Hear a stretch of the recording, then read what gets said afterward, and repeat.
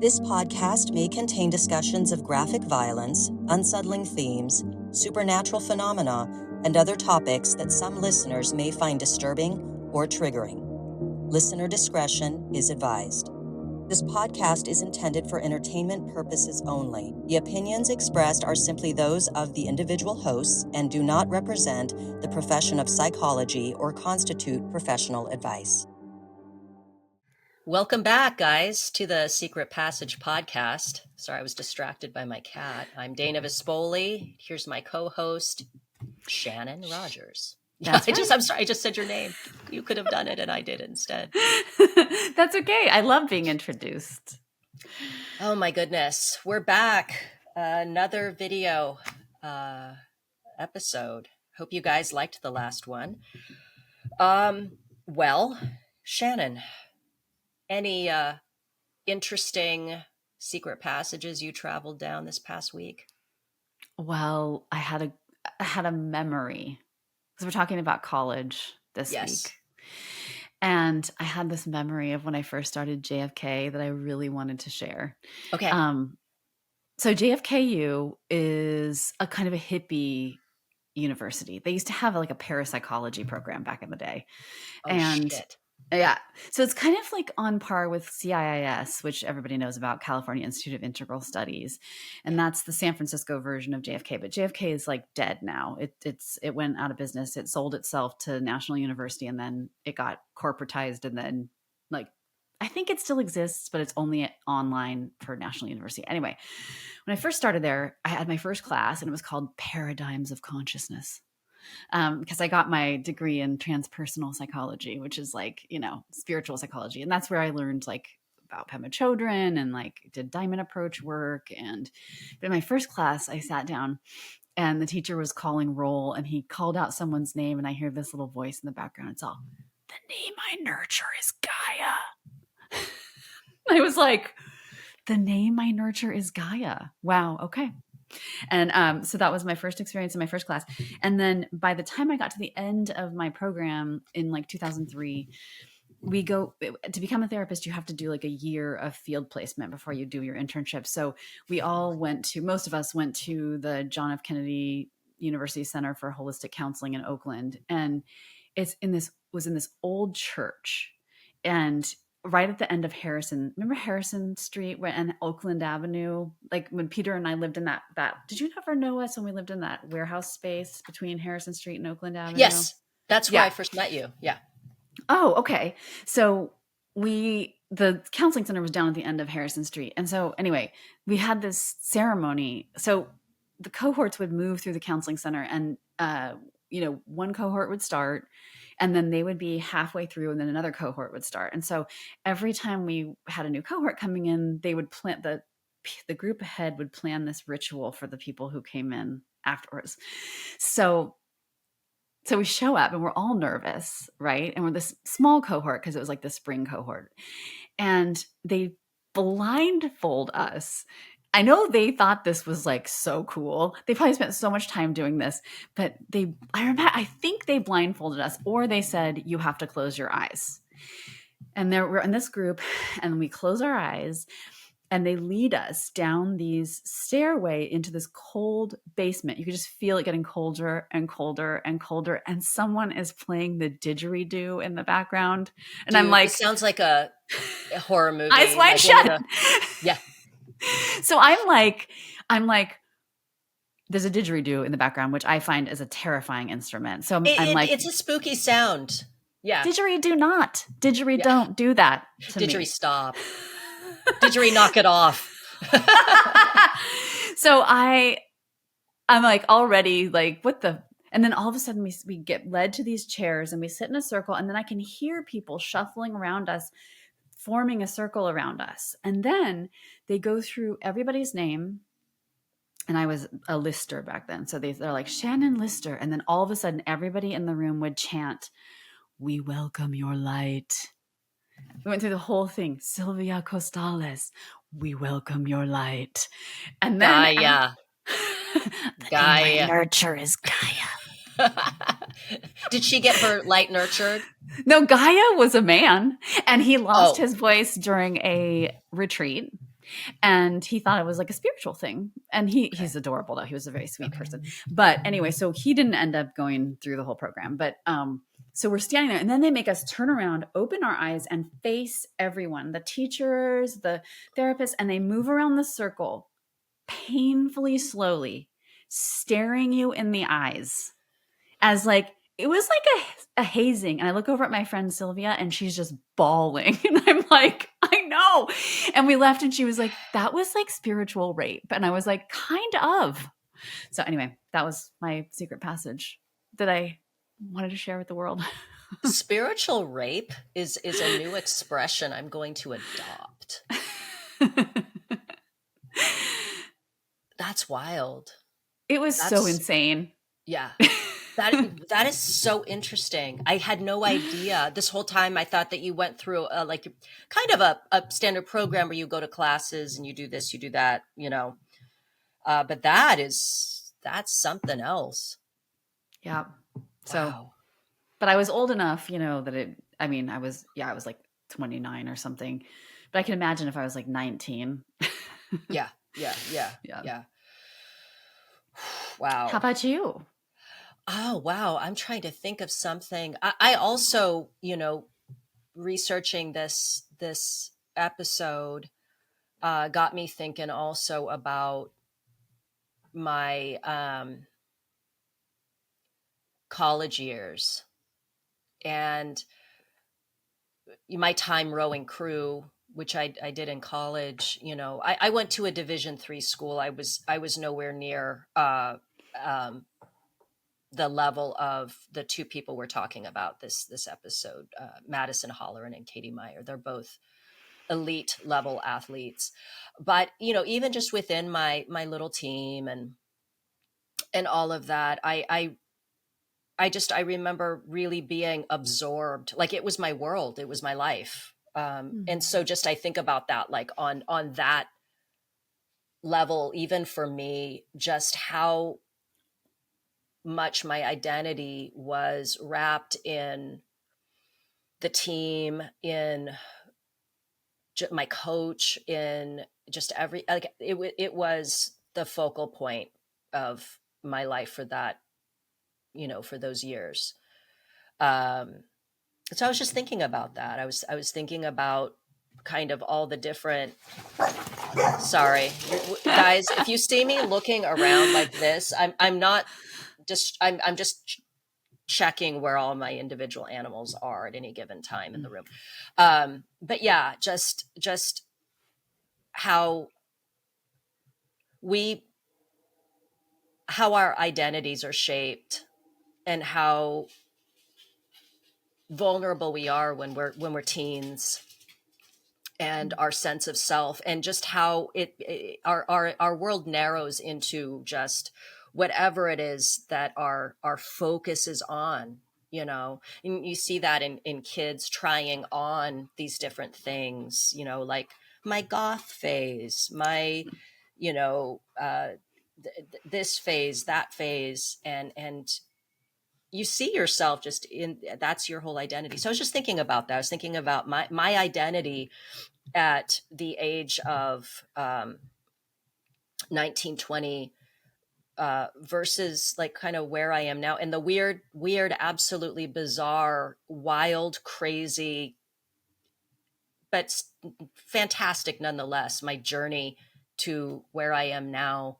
And all the times that I have succeeded, all the times that I have fucked up really badly, all the times that I have managed to redeem myself, all the times that I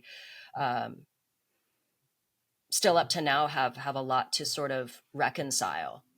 And so I think about, that's kind of that's a I know that's a very odd kind of twisty turny secret passage, but that's what I love about doing these shows, is the reflection that we get to have on the ways in which these stories, these people's stories, you know, we're all connected in a way, but the ways in which we're connected, and the ways in which their stories resonate for us, and hopefully for you guys listening. So very heavy week doing the research. But with that said, I guess let's get into it. Today we're talking about two really extraordinary young women who are no longer with us. Madison Holleran, who was a 19-year-old, uh, incredibly gifted student and athlete at University of Pennsylvania. I we have a general trigger warning, right? Yes. Actually, you Thanks. know what? Yeah. I'll have But them put, major yeah, we trigger do. warning, guys. Yeah. Major trigger warning. We are talking about suicide. Um, so just, you know, it's just letting everyone know in case they need to like click past. Totally get it. It's a tough subject, but it's an important one, especially just because there's Madison's story, which she died in 2014, January 2014. But more recently, Katie Meyer, who's also uh, incredibly gifted soccer star at Stanford, good student, also died by suicide in 2022. So more recently, and her family is suing Stanford University for wrongful death, and they go to trial in 2026, so next year. And so we're talking about them because this is a situation which we see time and time again, which is really incredibly uh, the people we think that have everything.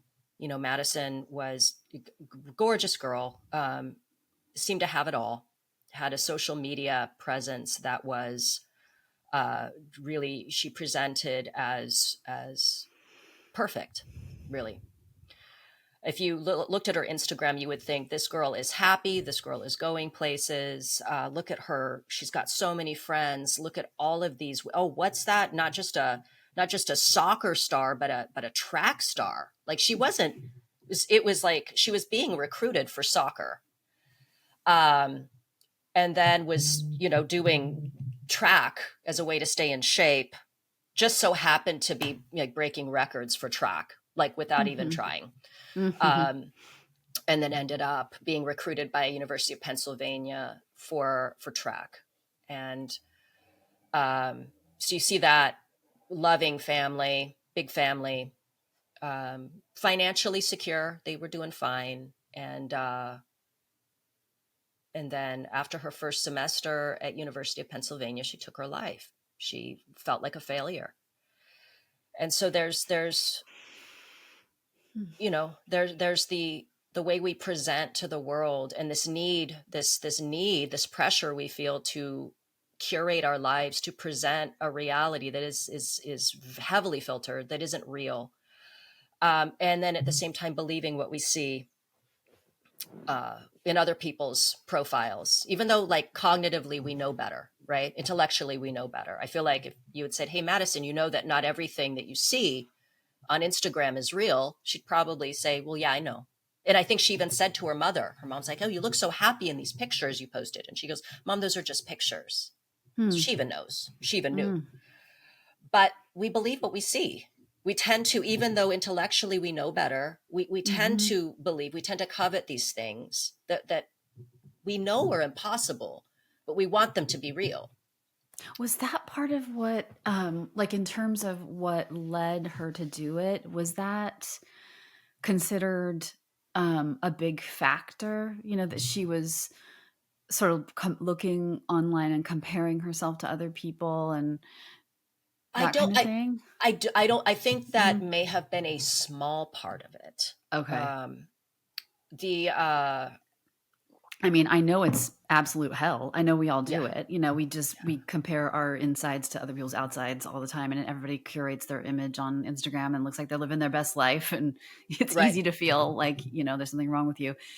Um, To the point where they stage entire things to make it seem like this is the thing while they're not. There's a very scary sci-fi aspect to it, which I think is even Black Mirror has done one or more episodes about this, yeah. the way that social media kind of rules our lives. And you know um but I'm going to get into the Okay. facts of Madison real quick for you guys. Just you know, um, I found out about this case right after it happened in 2014. I saw this news item about it, and was struck by how did this happen? What was happening with this girl that she took her life, and in such a shocking way. Okay. Anyway, so as I said, Madison was a successful track athlete, soccer athlete as well, but track is what took her to the Ivy Leagues. She's from New Jersey, straight A student, and initially she appeared to be thriving. She had a perfect social media presence. Inside, though, she was struggling. She started to she was feeling anxiety and depression. And the transition to college was really, really hard for her. She was losing weight, and I think really struck by the contrast of, her high school and, the rhythm and pattern she was in with just, she'd study, she'd get A's. Study for the test, get A's. University of Pennsylvania. She finished her first semester with a 3.5, which is fantastic to anybody else, not to her, because she was a 4.0 student. And so she saw that as failure. When she was on the track team at UPenn, she also, was top notch in her high school. I mean, we see this time and time again with high school students that are recruited for their sport to college, and they realize that they're no longer the star. They're maybe, if they're lucky, middle of the pack. And that's where she was kind of sitting right in the middle of the pack. So she was dealing with the elevated pressure of her track life at Penn and the academics at Penn. And she was very, very anxious, feeling out of sorts. And she went home for Christmas break. Well, prior to that, she went home for Thanksgiving and revealed to her family that she was not feeling right. A lot of people were telling her, like, hey, listen, this is normal. This is normal. Her older sister, had gone to Penn State, struggled, hated it, felt depressed there, transferred to University of Alabama, and it was like night and day. She was happy. So her family understandably thought, okay, well, Madison, maybe Penn isn't for you. Maybe you should go back. She had been recruited, and she had given a verbal commitment to Lehigh University, which is, I think it was a Division II school. Less pressure for soccer. Soccer was her true love. There's this really fantastic book by this writer, Kate Fagan, who had written a fantastic ESPN article called Split Image, for anybody that wants to look that up. It's a fantastic read. And then she took her research further, and she wrote a book called What Made Maddy Run.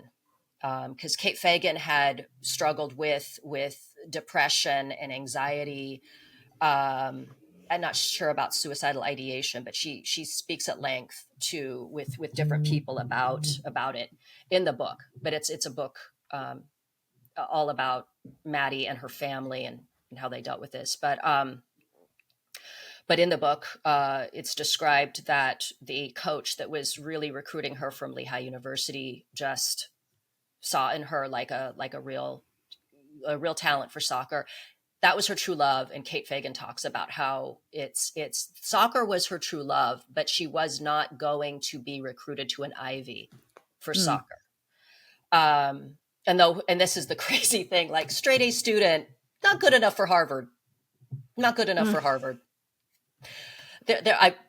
Quick aside, at Adams High School graduation, I was listening to kids walking across, getting their diplomas, having gotten 4.3 grade point averages. Oh my God. 4.0 was like, that's it, man. Yeah. If you're at 4.0, you're good. You're golden. No, that 4.0 was not enough. Penn was where she was going to be, where for track, even though track was not her first love, soccer was her first love. But her parents were saying, like, let go there. Like we'll figure this out. You don't have to do this. And the most frightening thing for me, especially as a parent, um, in researching Maddy's life, was that her parents did everything right. They did everything right. They listened to her. They were like, we need to get her help. We need to get her into therapy. She saw a therapist at Penn who was kind of, I got the impression, was like, no, I mean, this is normal. You're dealing with pressures. This is normal. And it's a thing where maybe the way that Madison was articulating it, it does sound normal. Hey, I don't feel right. But one of the things that Madison kept saying is, no, this isn't normal. The way I'm feeling isn't normal. Just this anxiety, this doom, this dread. She went home for Christmas, still wasn't finding relief. Even at home, she wasn't finding relief. And she kept repeating that this wasn't normal, that she knew she needed to get help. They found a therapist for her. They were going to look for a therapist for her in Philly, that was not a school counselor, but like an actual therapist. That she never had the chance to do that, but she had a therapist at home that she was seeing a little bit, and admitted, and this is maybe the scary thing, or that in hindsight, maybe had they really taken what she had said and like held on to it, could have maybe saved her. She said that she had thought about killing herself, but assured everyone that she wouldn't do it. So I think they held on to that. And also because everything up to this point with her going, getting ready for, like, everything up to college seemed to be going fine. She had fun. She would party with her friends, lots of text messages back and forth. She laughed. The laughing stopped. So there were these signs: weight loss. She wasn't funny anymore. Her siblings even pointed out, hey, you used to laugh all day. You don't laugh anymore. What's up? You're so serious. Maybe all of these things, of course, hindsight. Like, okay, there's the signs. But she went back to school. She made the decision to quit the track team at Penn, thinking that maybe this would help. But I think that everything she saw as a failure on her part. So she spoke to the coach. The coach was great. The coach was like, hey, I get it. It's okay. But also maybe we could try this instead. Maybe you come to practice as you see fit. Like, we can revisit this conversation in a week or so. And she said, okay, and her mom and her sister were there for moral support. Again, parents fucking doing everything right. Being there with her, talking to the coach. And then she decided, okay, this is what I'll do, on top of finding a therapist in Philadelphia. Her dad had told her, driving her back to school after Christmas break, he's like, we don't have to, we don't have to drive to Penn right now. We can drive to Chapel Hill. We can look at that school. We can look at Vanderbilt. We can look at all of these other schools. Like, we don't have to do this. You don't have to go back. You do not have to go back. We don't have to do this. And Madison, thinking about this immediate obligation she had, was like, no, my friends are expecting me at the basketball game at Penn. My friends, she had friends at Princeton that were going to be playing in the game. And she had promised that she would be there for that. So there's Madison again, feeling the sense of obligation. And so he took her to school, and she went to the game. And about a week later, she woke up in the morning, she made her bed, and she cleaned her side of the room, the dorm room, which is something that she never did in the past. Like, she was meticulous in the way she would execute things, but she was kind of a slob, like a teenage girl, like at home. She made her bed. She wiped her browser history clean on her computer. She went to the student store at Penn. She bought some things. She bought gifts for her some of her friends and family. She was answering text messages up until a certain time in the afternoon. Then she stopped. And then she went into Philadelphia. This is the craziest thing. She took a picture of Rittenhouse Square and just of the trees and everything like that. And I guess the actual image was kind of a bleak one. You know, it was January in Philadelphia. And then she put a filter on it, made everything look bright. Everything looked beautiful and perfect. And like, as Kate Fagan describes it, it almost looked like looking at it underwater. And she posted it to Instagram. And then she ran into the coach that had recruited her, was heavily recruiting her for soccer at Lehigh University. And he spoke to her, asked her how she was doing. You know, she said she was okay, that things weren't going as great as she had hoped. And he said he had to be careful about the way that he spoke to her, because, you know, you coaches can't poach athletes. But he said, you know, in his own way, he's like, things can change. Like, you know, you can go through proper channels and the door's always opened to you for you. And then she thanked him, and then she left, and she went to a parking garage, and she went up 9 stories, put the bag of gifts, including a note, where they could be found at the top of the parking garage. And she ran, and she jumped like a hurdle, like she had done so many times for track, over the parking garage and fell to her death. And the note, it's interesting about Madison because she was so very meticulous. A lot of people wondered how she chose this parking garage, because it was nowhere near anything that she had ever gone by. But the thing about that parking garage, which I have a feeling the reason why she deleted her browser history was looking for methods, and also maybe once settling upon a method, looking for a place. And the interesting thing about that parking garage is that it was the site of like a satellite installation of this project called Passing Through, which was a collection of just words. Like what the artist did was play a recorder, like just had a recorder, and people would pass by, and he or she would catch snippets of conversation passing by, and threaded everything together into this really fascinating, almost like a run-on sentence. But an aspect in the run-on sentence was the phrase, "she had wings on," which is very, very interesting and Poignant. And telling. That like Madison, she was a very precise person.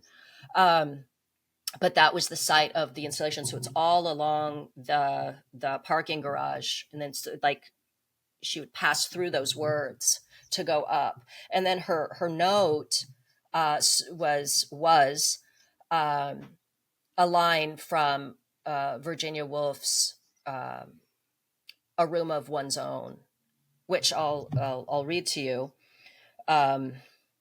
because it also, I think, it tells you everything in a way. It you know, and that's the interesting thing about Madison was, you know, she was such a a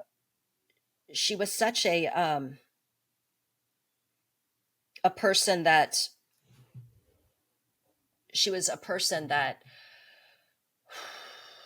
was a lot more creative maybe than she allowed herself to be. She had talked about business, you know, that business was the major that made sense for her. An Ivy League is where everyone wants to go. It's where she should want to go. There were all these things about the way she imagined her life was supposed to be versus maybe where happiness was going to be. Right. Like, and she it's should just versus what she really truly values and wants in her life, right? Like, yeah, she would have been much happier probably playing soccer, but playing soccer, which allowed an escape from her mind. And that's one of the things that Kate Fagan talks about in the book, is that I'm trying to find the quote here because it is very Okay. That soccer allowed her an escape from the rigidity of her mind, because you can't anticipate plays, or you can, I suppose, but it allowed her to think outside of this box. It allowed her to rely on other things, whereas track was just this race, right? Mm-hmm. It's this race, and Mm-hmm. it's not a team. I mean, there's the track team, but you're the Mm-hmm. one racing. um, Soccer allowed for collaboration, which is a kind of comfort in a way, and that you're not playing just for yourself, you're playing for your team. Mm-hmm. And you're playing with your team. And it's interesting too, because apparently she never got her driver's license. She was so rigid in some ways, but she didn't feel the need to get her driver's license, because she counted on that sense of community, of people kind of coming together to give other people rides. They'd come pick her up, she'd ride with them, she'd talk to them, which I feel like is also kind of part of that community, like of soccer. um but there is, like, there's a poet in her, there was a poet in her, because Mm-hmm. the choice in, and I'm not trying to romanticize what she did, I'm really not. I just feel like it's an insight into maybe the person she would have become, had she allowed that aspect of herself to allow for the uncertainty. Business provided a certainty.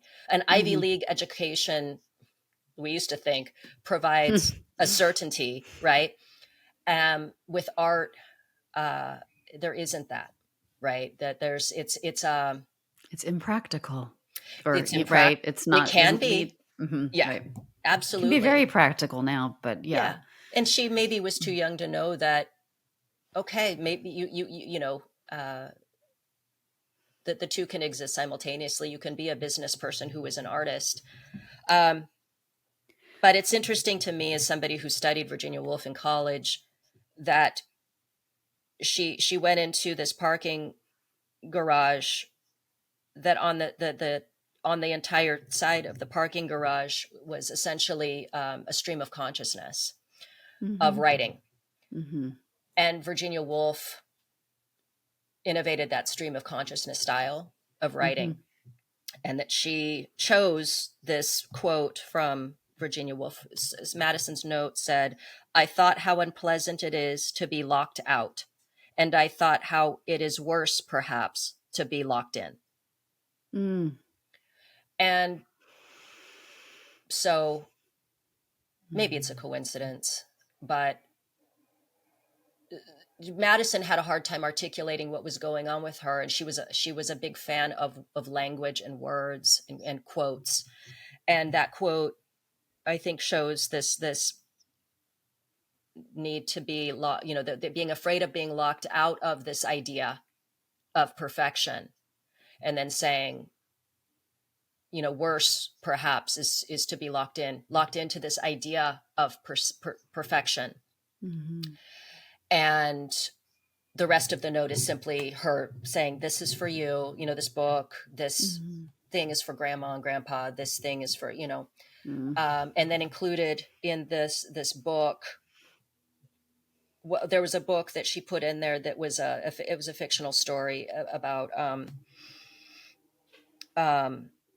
a girl named Amelia, who everyone thinks jumped off of a building to her death, and then through the story you find out she was pushed.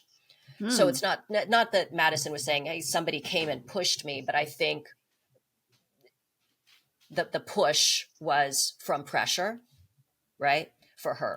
Did she write that story, or No, she? it's Okay. it's an Uh-huh. actual it's a novel. It's a thriller, but I think maybe the point of it, or the point she was trying to make, is that everyone thought Amelia was this one way. Mm-hmm. However, the truth is nothing was as it seemed. Mm-hmm. And so I think Madison's saying, I'm not what you think I am. She also included a picture of herself as a little girl, Mm. holding a tennis racket, which I think harkens back to happier times, and maybe her saying, just remember me this way. She told her parents, she told everyone she loved them, and she apologized. And there's something also incredibly symbolic about, and again, for anyone that thinks that maybe I'm romanticizing this or trying to make it something, it's a way to understand that this is just speculation on my part, but there's something symbolic about running and jumping, running like she had done so many times with track, and that the running led to her death, right? Running and jumping led to her death, that it killed her, that this pressure for that killed her, the pressure to be perfect killed her.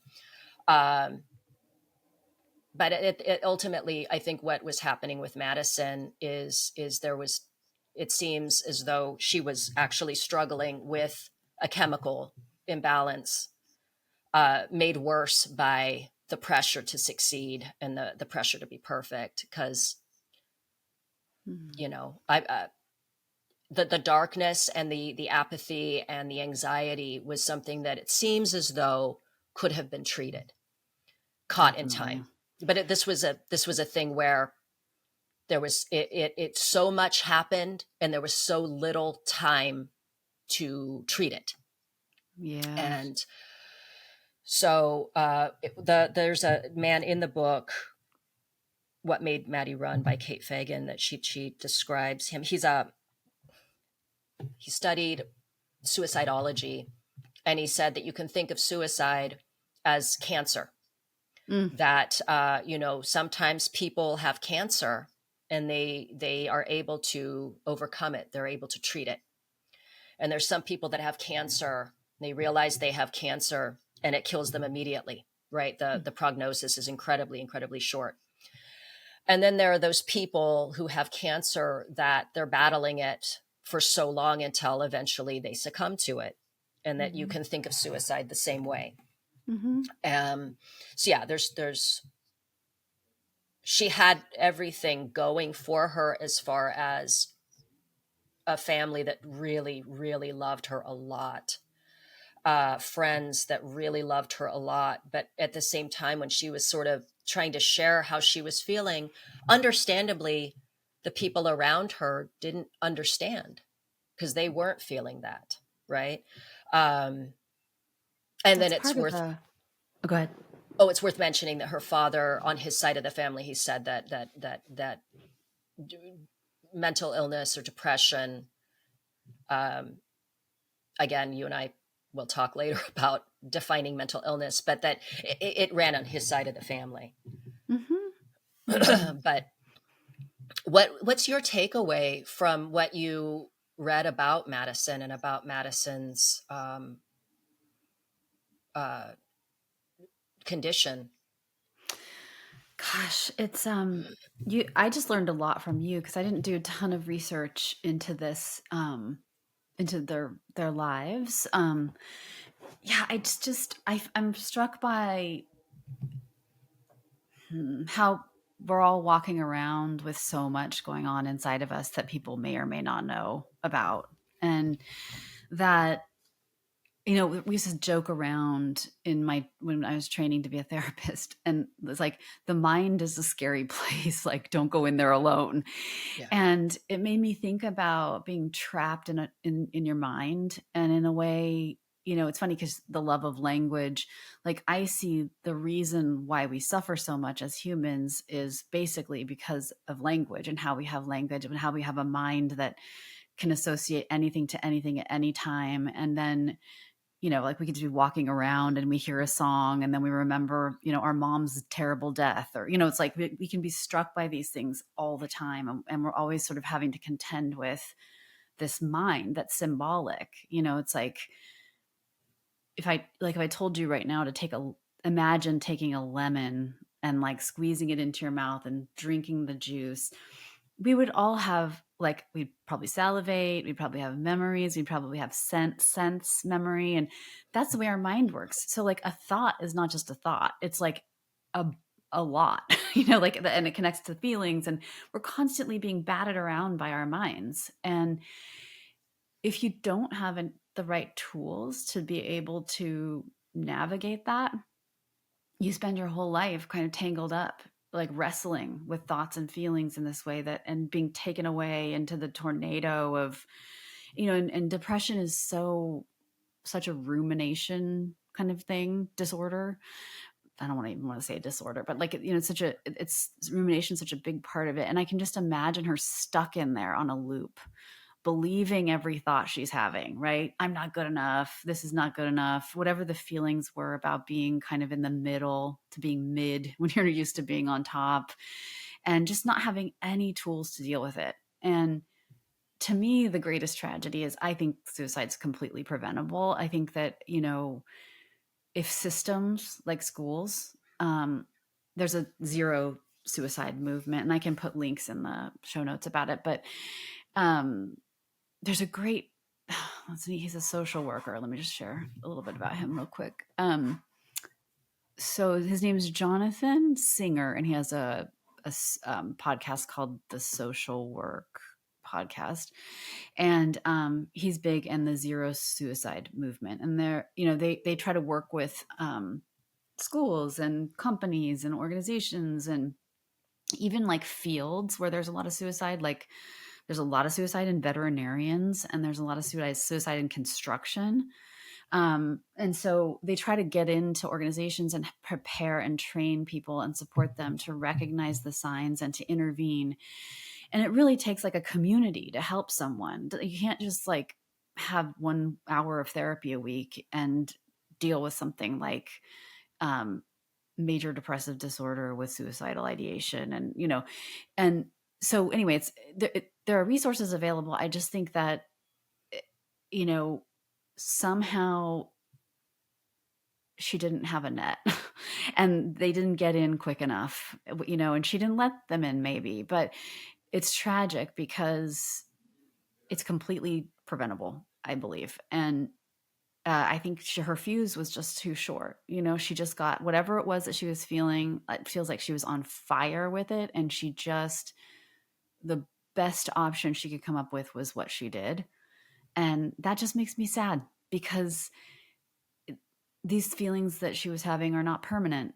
And she must have felt like they were. And suicide makes a lot of sense if you're in pain and you think that pain's never going to go away. It makes total sense that someone would do that. But it's just false that it will never go away, in her case.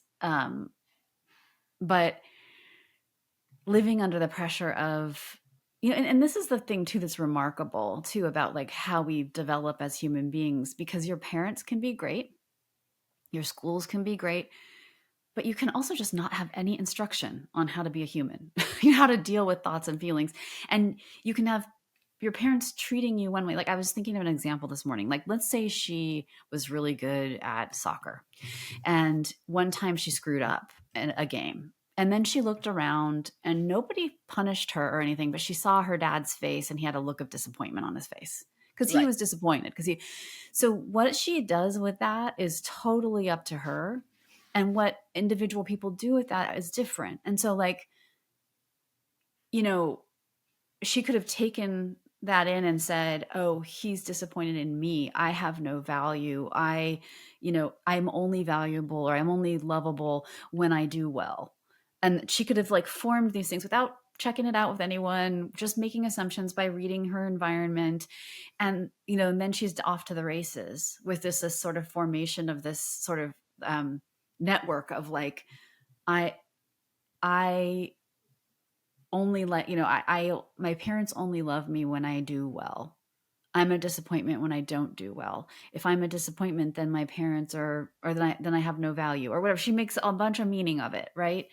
And that's how we develop. And so we often live with these sort of rules and connections about our worth, how we have value in the world, and what being me is, and what being me in relationship with people is. And, so I can just imagine that and her parents could have been totally fine, or they could have been punitive in some way. Who knows? I don't know. Like, did they punish her? Did they say things to her that made her think, I'm less than if I don't My perform well? impression Yeah.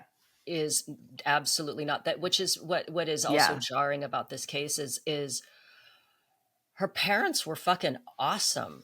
Like, I wish they were my parents. I know the dad he's a seems so sweetheart. sweet. And the mom too, like, and her sibling, like, they all loved her very much. But one thing that stood out to me, and again, I'm not a therapist. I never knew Madison, just based on the things that I read. It seems as though she was also dealing with some OCD, which tracks with also this kind of rigidity about, I she finds out I'm a star athlete, got to get even better. Like, she would run laps around her backyard, around the goal. Like, she was rigid. Her eating, which Kate Fagan said, like, there's nothing, no one said anything about her having disordered eating, but she was very conscious of what she ate. And then the one thing that stood out to me is when she would, like, be walking to school, she would track how long it took and then try to beat that time each time she went, which, as someone who's diagnosed OCD, that's makes me think of that, which would also play into this idea of, it has to be this way, or nothing at all. It. And I can't help but wonder too, she had applied to Harvard. She didn't get into Harvard. Penn was the only Ivy she got into. If she wasn't going to make it work there, then what is she? It's her own self-perception, I think, of what it is to be successful, what the expectation of her is. She was always in the newspaper, scoring goals, all of this. And so I get the impression too that she was like the superstar. I don't know, which is not to discount the other. I don't know anything about the other kids in her household. I mean, the two younger ones were also playing sports, but like, she was the one that got into Penn. She was the one with the straight A's. She was the one that was recruited as an athlete, which is so a big messed thing. up. It's so messed up how it's so messed up how her OCD or whatever it is, right? If you have these behaviors that on the outside are totally reinforced by the culture, like, bingo, no one intervened on it, right? Like, no one could see that was a problem. Like, that, and maybe she didn't let people know. Maybe that was part of it. That's the impression I have, is she didn't. I think that was the other thing with her, is she had a way of making it seem effortless. And also the ways in which, maybe as parents, the one thing that Kate Fagan points out in the book is that, keep in mind, Madison was one of 5 kids. Her parents had a lot of kids to focus on. And the oldest child just had a baby, or was about to have a baby. That there's so much, 2 younger kids too. So they were doing great, I think, but they also had 4 other people to think about. And so Madison probably had a way of just looking like she didn't need any help. Look at what she was doing on her own. That's the hardest part of being a high achiever, is that, your struggles aren't visible unless you let them be. Right. And then with OCD especially, and it sometimes can take a long time for people to recognize that's what's going on.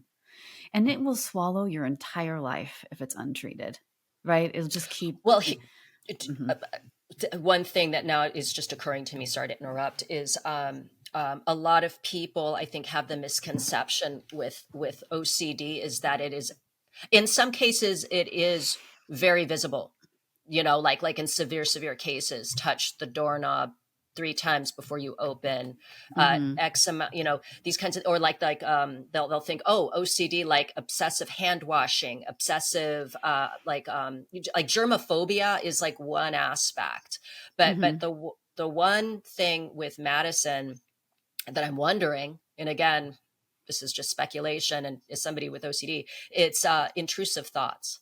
Yeah. Intrusive thoughts. And then And Yeah. then having to, right. So that's the part like with ERP, which is like the gold standard of treatment for OCD. That's What the does it part stand that for? exposure and response prevention. Okay. So you try and deal with the uncertainty part of the brain because that's what gets hijacked with OCD, right? Like that there's this really, like it's harder for people who have like an OCD brain or anxiety brain genes to tolerate uncertainty. It's hard for all of us. We all hate it. Like our brains don't like that. But if you have OCD, it's like that is intolerable, right? That's where like the ritual comes in. Like, I'm going to fix that. And you get a little bit of it reinforces it because in the moment it kind of fixes it when you perform the ritual, but then it just comes back. Right. And so the goal of ERP is to work on, being with uncertainty and doubt. Did I turn the light off? Did I not? Like being able to be like, okay, I turned the light off. I'm just going to, I don't have to go back and check. But there's something about like, I don't know where I was going with that. I think there was a point I was going to make, but Oh, I about forgot it. treating it. It was about Oh, treating it. yeah. So you have, I mean, so ERP is that, the gold standard. yeah. So, but you were said something about OCD that was really, that I was trying to make a The point about. intrusive thoughts. Oh yeah. So part of the work is like noticing that they're thoughts and you don't have to act on them, right? But I think that's hard because some people, there's the detonator and then the bomb is like you got 4 feet of whatever before the bomb goes off, and then some people you have the detonator and the bomb's like right there. And if it, to me it seems like there wasn't much space internally for her, right? For her to like even allow, or maybe she'd been dealing with it for so long and it was so invisible that it I wasn't feel quick. like if I had to Hmm. speculate, I think the OCD probably was there very early on, didn't become a problem. It didn't, Hmm. it seemed manageable, right? It was also something she probably was getting rewarded for, right? Because of Yeah. the straight A's. She was constantly studying all of these things, the running around in the yard to a parent is like, oh, look at my goal oriented, high achieving child out there. That's commitment. That's discipline. We Yeah. mistake certain behaviors or we reward those behaviors, which her OCD, which is not to say that every successful person has OCD, but it became it became destructive or then coupled with the depression when she went to when she went away to college because at that point it's almost like the ticking time bomb, like the Yeah. OCD was there and then it detonated once she got to college and was presented with the idea that she was not perfect, that It she was was so not, intolerable. Yeah. It just and the seems like, pain of it, yeah. the agony of it, which even though she Shame. was finally disclosing to the people around her that she was suffering, she seemed like somebody that was also kind of like, I don't know, the one that made sure that all the friends were together, that everything was good in the group. Hmm. It could be that she wasn't, either she couldn't articulate exactly how she was feeling or she was downplaying it a little bit Hmm. to not horrify her family. And that also, like, even her coach, I mean, this is again her track coach, the way that everybody did everything right I is know. chilling. The coach said, hey, Madison, for like a freshman, where you're sitting right now on the team is amazing. 3.5 GPA, incredible. Even though she's getting this positive reinforcement, she's set the bar so high in her own mind. Oh, her And metrics for also, success were out of like way, way out of control. and Yeah. also the agony of Hmm. what it took for her to even achieve those things. And then Yeah. knowing that when she went home for Christmas break, she still felt horrible. And that the thought of even going to Lehigh University or Chapel Hill or Vanderbilt, this was like this heavy, oppressive, like like these heavy oppressive chains like resting on her shoulders were not going to go away. There was going to be no relief. She's too young to understand, and had no point of reference. and no one to relate to And no, tell really, her I mean, like there is a solution. right. I mean, that there's like, oh God, this is what's so tragic about it. I'm going to do my thing again. I have like the most, people are going to stop listening to me because I just repeat myself all the time. But I feel like it boils down again to like, and this makes sense. I mean, pain, the whole pain is the problem thing. Like, as organisms, that makes sense, right? If you get stung by a bee, you're like, ow, that hurts. I'm not going to do Right. that again. Our survival depends on it in some ways, but emotionally, it just does not work. And our lives get ruined basically by our making pain the problem. And if we taught this in kindergarten and preschool, kids would, and all through school, kids would be, everyone would be so much more well in my mind, because it's not rocket science. It's like, you just have to learn to practice to relating to that differently. And that's an option, you know, but inside it was, she was so tight and tightly wound, and so just being battered around by her thoughts and feelings and weird metrics for success that are like impossible to reach. And maybe there was something about, like, I'm just totally speculating, but like the like she couldn't possibly bear to appear to other people as mediocre or ordinary or, you know, human. And that is also totally like reinforced by the culture. Like, how, mhm. Yeah, and because she lived on Instagram, you Ugh, know, and she so carefully curated her posts to convey this image of somebody who's doing great, because she wanted all of that to be true. And she also consumed so much content from other people. And of course, you know, mental health is absolutely an important discussion, which is part of why we're discussing it, but also just recognizing the culture of oversaturation of this illusion that we're putting out, that we feel compelled to put out, Oh, right? be perfect, look perfect, be happy, don't get sad, don't get depressed, don't, While at the like, same time mhm. talking about the importance of, you know, it becomes a Mental health. soundbite, mental Yeah. health. Yeah. And so I think that there was the pressure of appearances for sure, coupled with this, it sounds like debilitating depression, OCD, whatever. You know, she never was able to be in therapy long enough to even get a sense of what the diagnosis would be, right? Um, Yeah.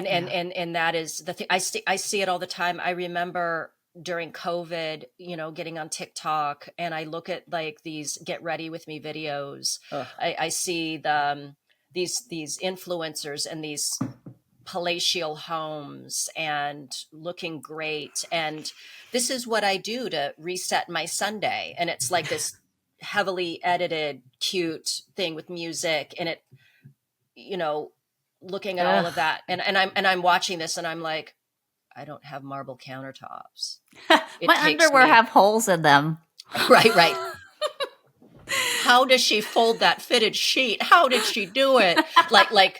It's every little thing. Just it points to the failure in my life, and I laugh at it It's now, right? horrible, I'm yeah. the great thing about turning 53 this year is, man, I care. I give even fewer shits now. I'm Yeah. like, whatever. I'm a slob. It takes me forever to get anything done. I still haven't fixed the fucking hose out back. It's fine. You know what I mean?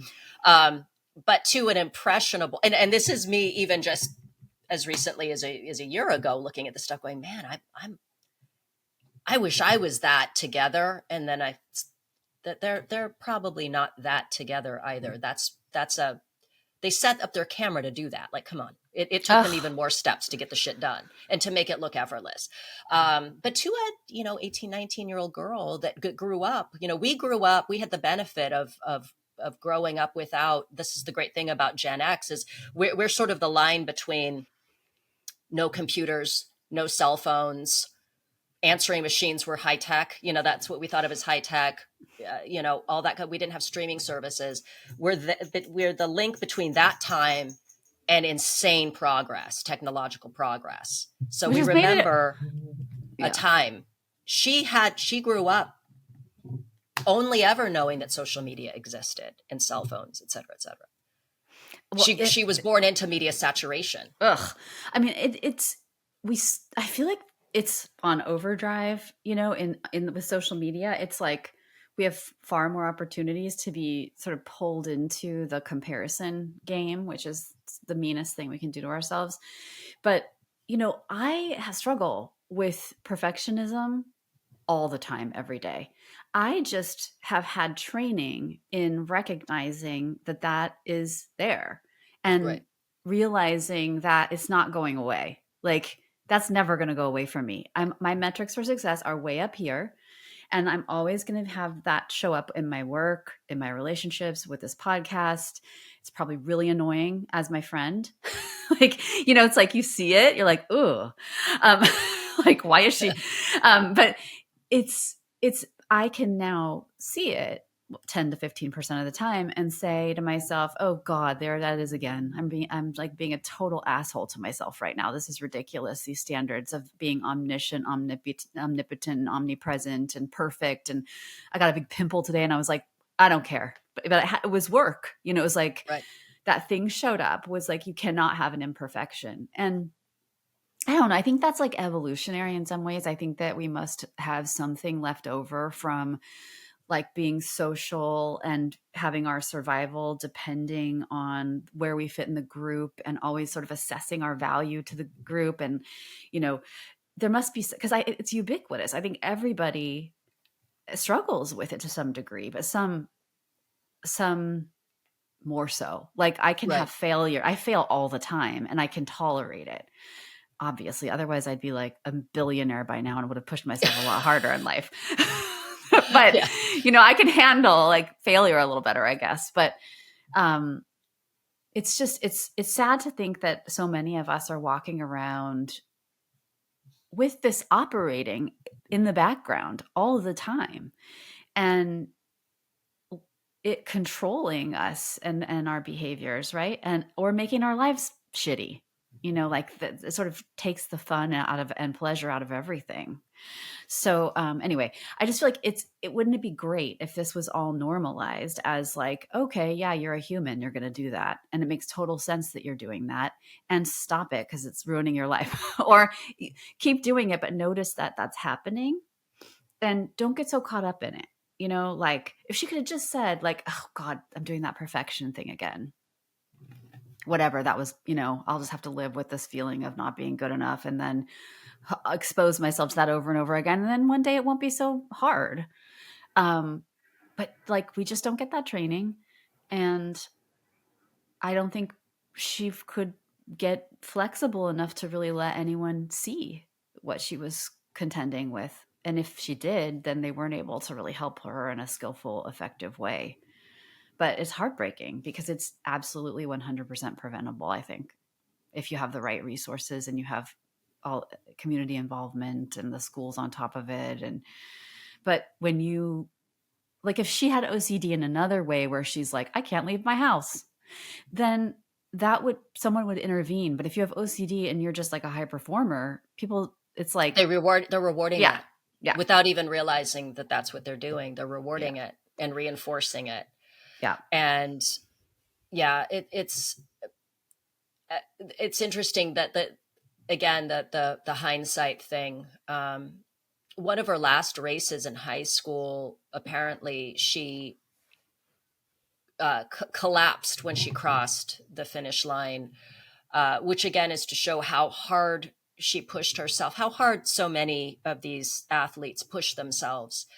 And are rewarded for it. You see that collapsing as a sign that you're giving everything, and no one is thinking like giving too much. Which again isn't to say that when she did that, I mean that happens, but it's interesting because right after that, she takes a really great Instagram picture of her smiling, with her dad, and And that's the thing that from that day, it's the smiling picture makes the makes the timeline on her feed, not the collapsing, not that anyone took a picture of her collapsing, but like there is so much of that language that, you know, we'll find out about too with Katie Meyer and with so many athletes is this perspective of you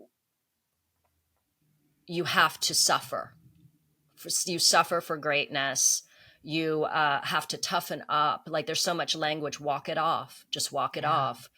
And I understand that, and I think it is necessary to be able to do things like. This is where it's so tricky. Is like, yeah, you do. Mental toughness is important, and you do need to walk it off sometimes, and you do need to push through pain, and you do need to suffer. And suffering is a part of life, but it's understanding where the line is and where it's impeding maybe on the rest of your life. And maybe that's the barometer or whatever, is to look at how the rest of your life is falling into place, you know, with this other, if it's working, if everything else is going to shit, then it's not okay. And it doesn't mean you're a loser. It doesn't mean that you're a failure. It's so sad that Madison couldn't see her value to everyone around her, that had nothing to do with her academically, that had nothing to do with the way she looked, that had nothing to do with her athletic performance, that just like the her of her was more than enough, you know. And there was some indications, like her little brother saying, hey, you don't laugh anymore. Like people loved her laughing, and they loved her sense of humor and the way that she brought her group of friends together. But that was not, she didn't see that. Or if she did, it was like paled in comparison to some other calculation, you know, like, yeah, I don't know. I just think about how private these struggles are and how complex they are. Yeah. Like, you just never know how people are putting together things in their mind and what it is that's actually like functioning to, I mean, unless you can get in there with them, you don't know, like, what is the thing that's sort of driving this, you know? Yeah. Is it, well, combination of things, but that's why I think that there should be better training all through life in this kind of thing, in just being like behaviorally and mentally well. Because just like anything, you learn to tie your shoes when you're 5. If you learned to do this when you were 5, you'd be an expert by the time you were 19, you know? How would one, if let's say that you were in charge of a school program. Let's say that you were a counselor at an elementary school, because you had said that, like, starting really early on, like how, like, let's say that you were in charge of this program at an elementary school, what would you propose? Well, they have more nowadays. They have these sweet programs that come in and teach kids mindfulness. And they have also stuff like that we didn't have, about kindness and friendship and compassion. No, we absolutely didn't have that. Not at all. No. Like, if there's a kid sitting alone at a bench, there's like a friendship bench now, and you can go sit, someone will go sit by them. And really, because when I was that kid, people pointed and laughed. But anyway, carry on. Exactly. Exactly. So I think there's more savvy now, and kids are getting it younger. But my bias is I would work from a behavioral lens, and I would teach kids early to be that we have thoughts, feelings, and sensations, and we don't have any control over those. And that to learn to notice, you know, what you're feeling, what you're thinking, whether you're getting tangled up in it.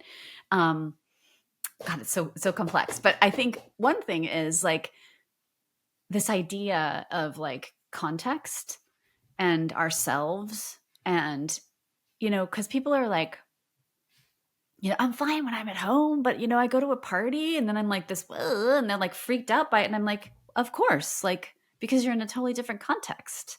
And there are all these cues in your environment that weren't there before. And all these pressures and thoughts and feelings that don't exist when you're home alone, when you're at a party. But people are so like, that blows their mind. They know it. Like, we know we're different in different contexts, but I think we like judge ourselves because of that.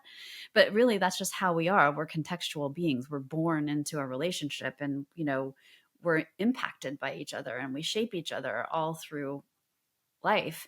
And I guess I would just teach people how to work the levers. I guess that's how I think of it. It's like, we don't have a choice about like a lot of things, and we don't have a lot of control of a lot of things, but we have control about how we relate to internal events and external events. If we can have awareness of what's going on inside of us and space to kind of choose our moves in life versus just reacting out of, fear, anger, anxiety, whatever. It's about like, and it's not, we could spend our whole lives learning how to do that. And, there's other pieces like, it's not 100% of the time that we can actually do that and be present.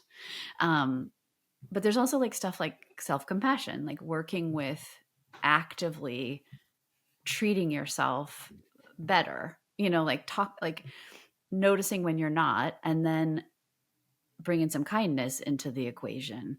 So there's a lot of stuff to learn, but it's all learnable. And we all have our different ranges of how much we're going to be able to apply that learning just based on all kinds of things. But like, it just seems so obvious to me. It was like learning math or something. And it's not magic. It's like we're all dealing with the same apparatus, and we all sort of suffer in similar ways. And I mean, I feel like a bit of a born again in terms of like behaviorism, because it really has changed my life. I've done all kinds of other therapies, and they didn't help me change my life. But it takes work and practice. And I think the whole thing is like, with mental health stuff, I think people think you're going to go into a therapy room and you're going to say some magic words and you're going to suddenly have some insights and then your life's going to be different. And that's just not what happened. That's not how it works, I don't think. So, yeah. That's so interesting. There's a couple things that come up for me with that. And one is what you were saying about, for example, someone feeling one way at home, they go to a party and they kind of, the way that they feel freaks them out because why am I feeling anxious at this party? Or why am I feeling overwhelmed at this party? And they take it as a bad thing.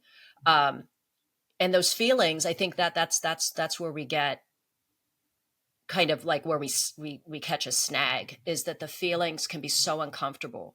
Yes. And they overtake us. And then you have thoughts about the feelings and feelings about the thoughts and thoughts about the feelings and feelings, and then you escalate it. Yeah. My coach, I think I've said this before on a previous episode, my boxing coach had told me that pain is information. You have to view it as information. And so these feelings that are coming in are information about the fact that you're in a different context. And rather than letting it overwhelm you, you take it and you go, okay, I'm feeling freaked out. What can I do to help that feeling? Like the other day, a few months ago, actually, when I told you, whoa, I started to have a panic attack and I needed to go. I took myself in the backyard because I knew that a temperature change would change it, the heat from the sun, because my house runs a little cold. Mm-hmm. The sunshine, the heat, and then the sound of the water fountain I have outside, and then the act of picking up the dog poop that's in the yard that I have to do every day. And just all of that helped kind of reset things, which isn't to say that would always work. I've had situations where I was like grasping at straws. I'm like, panic attack, sniff the lavender oil. It's not working. Go over here and do this. Now I'm going to do my tapping that I do. Now I'm going to, until something works. Eventually either something works or time runs its course and it goes.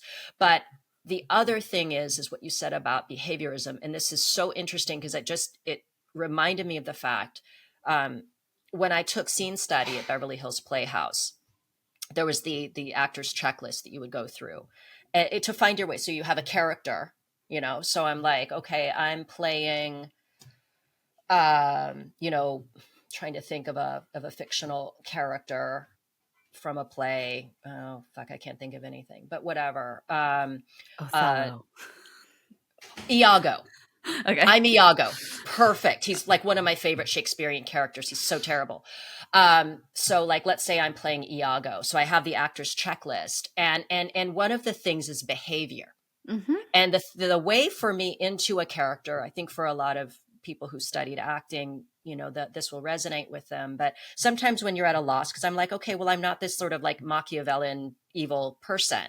My way into Iago is through his behavior. So let's think of actions he does. Maybe he's always thinking, his eyes are always moving. He's always thinking, maybe he has a tic, maybe he's got a tic because, he's an edgy person, or what's something he can do? He always fiddles. He's fiddling all the time. He's listening. He's hunched over. He's kind of hunched over because he's listening to what Othello is saying all the time. And you find your way in through behavior. So like with what you're saying, you can find your way out through behavior, through change of behavior. Absolutely. Right? And everything the organism does when it comes to like functional contextualism, everything we do is behavior, even if we don't have control over it, like thoughts and feelings. And so, yeah, you find your way out through expanding your behavioral repertoire. So when we get stressed out, so what I say to clients all the time when they're feeling something, I'm like, what do you think this pain is telling us about what's important to you? Because usually pain is information about something that's important to you, because you don't hurt if you don't care. Right. So there was something important to her that was happening, that was like either threatened or uncertain or something, right? And she didn't know how to translate that pain into like okay, well, what is this telling me about what is important to me? And how can I, given this feeling I have, how can I have this and move toward that thing that's important to me? So like the answer with behaviorism is like, when we're stressed, when we're anxious, well, not all behaviorism, but radical behaviorism and functional contextualism is when your behavioral repertoire narrows, right? My only option is suicide. That's a sign, right? Like our behavioral repertoire does narrow when we're threatened or we're anxious or we're angry or we're right. And for good reason. It's all survival related. So, but our brain can't distinguish between like a saber-toothed tiger attack and like a little bit of embarrassment, in front of a group or something. It's like danger, danger, danger in both situations. And it's both very intense. And we narrow. And then, we react rigidly based on whatever pattern is there, right? We lash out, we hide, we whatever we do. And the key is you don't have to make any of that go away. Like it's going to be there probably. Like your first response is probably not always your best response when you're under stress, but it's probably always going to show up as your first response. It's just about learning that that's going to happen and accepting that's going to happen. We don't have to take that away. In fact, you probably can't. We have to add new things that you can do when you narrow, when you're angry, when you're scared, when you're lonely, and then that's like new behaviors. Yeah. Slowing down as a new behavior instead of speeding up. Looking at it instead of letting it, being inside the tornado and looking at the world through the lens. You're looking at it versus through it. All these tools you can use to sort of make a little space between impulse and action so that you can stop doing the things that are screwing your life up, basically. Right? Like, so you don't punch that person when you get mad at them. You actually take a breath and say, I need like 5 minutes before we have this conversation, so it's like building new things in and expanding the repertoire, which is so hopeful because we can't delete this stuff. Some of it is so hardwired into us. So anyway, that's my answer for saving the world. No, that is helpful. It is interesting because it is like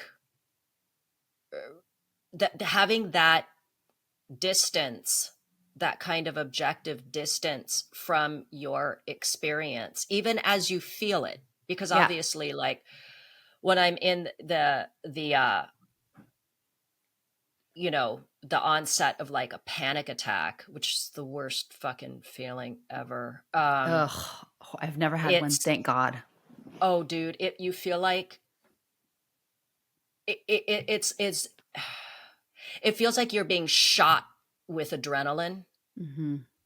like this intense adrenaline that, and it feels like you're gonna die. It Mm. almost like a mix of a heart attack, but then there's also some like weird numbness that happens, and Oh. yeah, it's the worst. But so like that feeling, yeah, exactly. Like it's not like you can go, hey, this is a panic attack, I'm gonna go stand over here and it'll go away. Mm-hmm. I'm gonna listen to some relaxing music. That sometimes makes it worse. Of The course. whole take a deep breath shit, fuck that. No, The it's just deep like breath make it shit stop, doesn't make work. it stop, right? Like this. Right. Yeah, I cannot. Right. Yeah. But telling myself this is the panic attack, I do that. What is it? Fight fear with fact, Mm-hmm. so like these mechanisms, like, okay, I'm recognizing this isn't a heart attack. The odds of me having a heart attack, virtually impossible. So you kind of do that as you're like taking yourself to a new environment and then doing new things, Yeah. right? Yeah. Adopting these new, and then it's also giving myself permission for it to not work. Like And I'm outside right now, and it feels warm. Okay, picking up the dog poop, cool, fountain. I can hear the neighbor kids playing, yes. and it kind of it does help to that change or that shift Mm-hmm. changes things. Saying all of this, and I know that Madison was uh who knows, there was definitely some anxiety present for sure, But yeah, but the thing you did was so skillful because this is the thing that's so interesting too. Like we can't really control let's see. We can't really control what's going on, right? Like the flood of emotion and anxiety and the sensations, but you can control your attention if you can remember, right? So you can right, put your attention on something else and that helps, right? To like orient yourself to your surroundings and to take it off of because you get out of that loop that escalates the panic attack in some ways, right, right? Because if you're paying attention to the sensations, you're worried about the sensations, and then, oh my god, it's gonna, and then you just, you know, and so if you can just not escalate it by either, with ACT, there's 6 processes by which you do this, but diffusion is one of them. It's just a made up word for looking at thoughts instead of like buying them immediately, just looking at them and being like, oh, wow, I'm having that thought. Like, I am not that thought, but I'm having that thought. So it's like having your experience so that it doesn't have you, like, right? So like stepping outside of the tornado, and it's not that like you don't feel the influence of the tornado because you're sitting, it sucks sometimes what we feel, oh god, just being a human is so hard all day long, especially with social media. yeah, um and so it's not like where you're free of that kind of like it's whipping in your face, but you're not in the washing machine, you're sort of looking into the washing machine, right. hmm That's yeah. that distance. If you're able to, and over time it becomes easier to have a distance from the feelings that are happening as you're feeling them. Yeah, and you It's can contain them. You're like, I can survive yes, this. Yeah. exactly. Um, I want to say that Madison's family, they started, it's called Madison Holleran Foundation.org. I can send it to you. I'm going to send this to you so you can add it in the show notes. And their motto is basically like, it's okay to not be okay. Hmm. Um, and I'm realizing now, Shannon, that we should probably save Yeah. Katie Meyer for next week, and also because we're going to be getting into the lawsuit, which Yes. is it's a whole other thing. In addition to, I mean, this is obviously related. These are 2 tragic cases. Madison's is really a situation. She was Katie had been treated for what she was going through. Yeah. Madison, this was new for her. This was not, this was all new for her. Yeah, let's do that. But I think that's a good idea. And we've, hang on Beaten a this second. horse to death. Yeah, I know that we should probably wrap up, but one thing I kind of want to end with is an article worth reading, guys. It's called Split Image. It's by Kate Fagan. This is how she ends her article. A little over a year before she died, Madison posted on Instagram a snapshot of a quote from 17 magazine. The quote reads, "Even people you think are perfect are going through something difficult." The image had been put through a filter.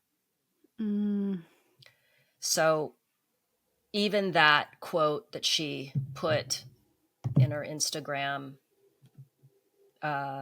she put a filter on it. Oh. Which is so telling, again, that thing of, I recognize this intellectually, that this is true. Yeah. I still have this pressure.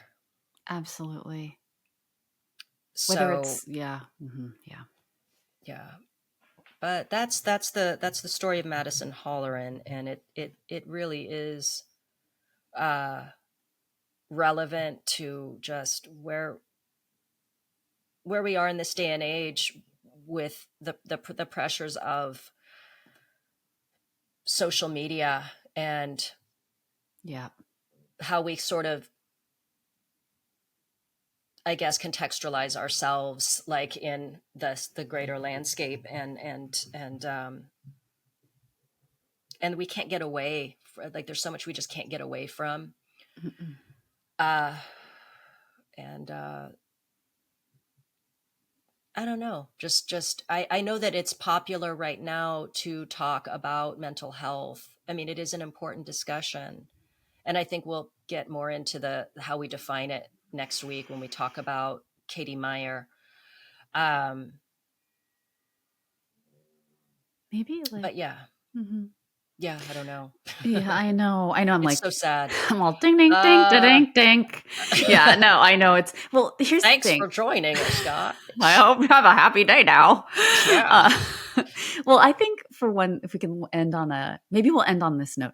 So if you're interested, especially like mental health professionals, I think more and more we're recognizing that it's preventable, just like how like with, there are like 30,000 flights a day or something, and there are barely ever any plane accidents, right? I think we can get there with suicide. I just think that people need to be trained and supported, and maybe start to recognize that it is something that is preventable largely if people can see the signs and can intervene.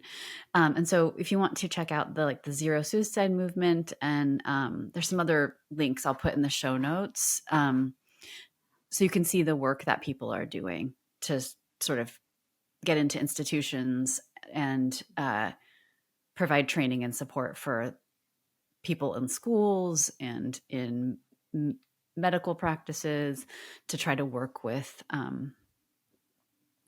this, so that we lose less people. The suicide statistics are insane. I mean, there's I think it's the second leading cause of death of people in America now. I'll look that up, but I think it's up there. Right. And I think we'll also get into this more next week, but that the number of suicides at Penn prior to Madison's, around the time of Madison, actually, and this again, it speaks to pressure. It speaks to shame. It speaks to how we sort of define ourselves, and our worth and our value as these. I mean, I believe that superficial things, academic success, professional success, athletic success, and I think we have social media, certainly more now than ever, to that is, that's it amplifies, because we understand that we are visible now to millions of people. We put ourselves out there. Anyone can access your social media and look at you. Ugh. And that is bizarre. It Ugh. really is. It's a strange thing. And this consciousness of how we present ourselves. Ooh, I have such a hang up about doing this video podcast. Like, I'm glad because we can see each other, and I think, people Yeah. like enjoy the visual, but it is so weird to Yeah. just put but you've done it so many times that it's like you've gotten accustomed to it, but it is a wild, weird world we're living in now. Yeah. Yeah. Yeah. And I know, guys, I know it's especially funny when I talk about the way we put ourselves out there, and the way that you can find me just with a simple Google search and what I'm doing in that images, videos.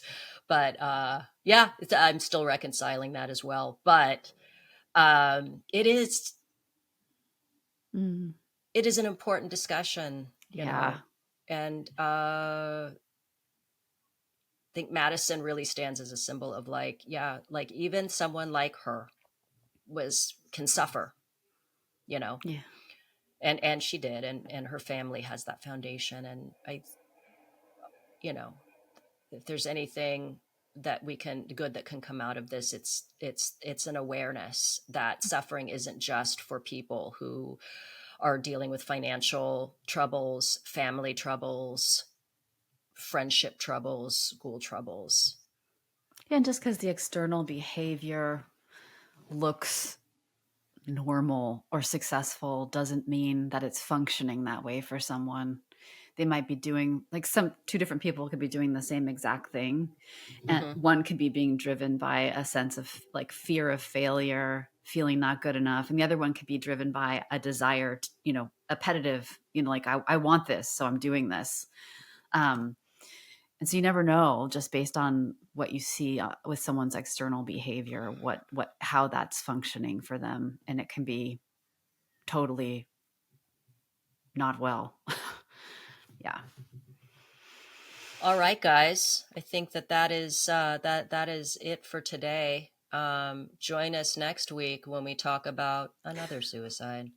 No, next week is Katie Meyer, and we were going to do this, but her story has another kind of, we would have been on here for 3 hours, Yeah. because we're getting into also the lawsuit and some other things with regard to, like, Stanford University and the way that it was handled, everything around that. Okay, Shannon. Oh yeah, don't forget to check out the show notes so you can get some links to some articles about Madison, the foundation that her family started, and follow us on Instagram at Secret Passage Podcast, or if X is your jam, at Secret Pass Pod, and join our Patreon if you want to. That would be pretty cool as well. And I wish I could end this with some kind of a funny joke. I can't think of anything. So we'll just maybe go out and breathe some fresh air and enjoy the sunshine. Yes. Get off your computer and touch grass. Yes. And we're saying that in a nice way, not in the mean way that some people are like, go touch grass. I need to touch. I tell myself, I say that to myself a lot. Go touch grass. Yeah. Oh, people say it meanly? Yeah. Sometimes they're like, Oh, yeah. go touch grass. You're a jerk, which usually everybody could benefit from touching some grass. I get like itchy when I touch grass. So I'll touch my artificial grass outside. Yeah. All right, guys. Thank you so much. Bye-bye. Bye. Bye.